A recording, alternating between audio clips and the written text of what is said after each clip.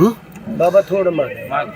मैं अभी महाराष्ट्र के मार्कड़वाड़ी में हूँ और यहाँ दोबारा वोटिंग करने की मांग जो यहाँ के ग्रामस्थ है उन्होंने की है। हमारे साथ यहाँ के विधायक है, क्या बताएंगे आप? मैं इस इलेक्शन में चुन के आया हूँ और चुनने के बाद मुझे ऐसा लगा कि ये मेरे विधानसभा क्षेत्र में बहुत गड़बड़ हो गई है। ऐसा ही पूरा हर एक गांव में ये हो गया है। ये मार्कड़वाड़ी गांव ऐसा है कि यह गांव को ऐसा लगा कि हमने तो उत्तमराव जानकर को बहुत सारे 80% मत डाले हैं और फिर मशीन ने ऐसा कैसा माइनस दिखाया है 150 मत वोटों से। तो ये लोगों का जो मार्कड़वाड़ी के लोग हैं वो बहुत अस्वस्थ है। उनको ऐसा लगता है कि ऐसा हो ही नहीं सकता। तो आपके सामने मुझे मेरे सामने और बाकी के 12 उम्मीदवार हैं, आप सब यहाँ पे कल वोटिंग है, आप सब यहाँ पे उपस्थित रहिए। आप सब के सामने वह इलेक्शन का कामकाज हो जाएगा। आप तो जीत गई है, क्या हासिल होगा इससे?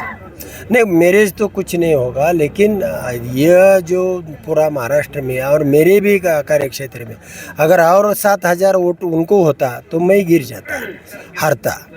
तो ये ऐसी सिस्टम चलेगी तो यह महाराष्ट्र में कोई भी चुन के नहीं आएगा।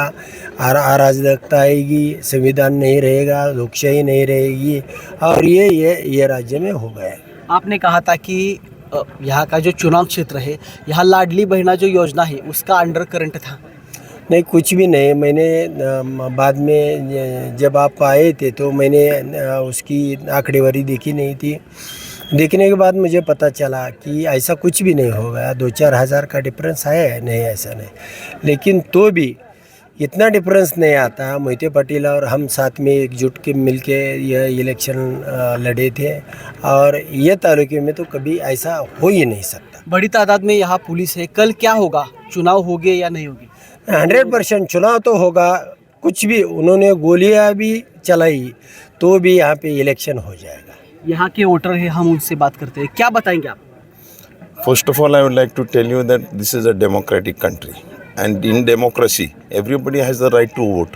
And this is in the last 4 elections, Mr. Uttamrav Jankar had got 80% votes from Markadwadi, and he last 4 elections, even in Lok Sabha also, Markadwadi, the opposite, the winning candidate had maximum number of votes. But this is the first election after 4 elections that Mr. Uttamrav Jankar got minus votes. He has won, he's become an MLA. He's won MLA, he's won the seat. Still he's doing this just to show that democracy of India should live. Democracy of India should stay. This is a sample vote, like in not only in Maharashtra but all over India. How democracy is going to stay, this is going to be a sample, and the government of India or government of Maharashtra have made this an issue, and that is why police, more than 100 police have come, SP, DYSP, they're giving pressure to the MLA that not to hold the election. Why are they doing it? These people of Markadwadi, they personally, they wholeheartedly they are doing this issue, and this issue they personally, they are not going to do anything but with the government expenses or something. And in spite of winning, this is going to be a sample issue all over Maharashtra and India, and 100%.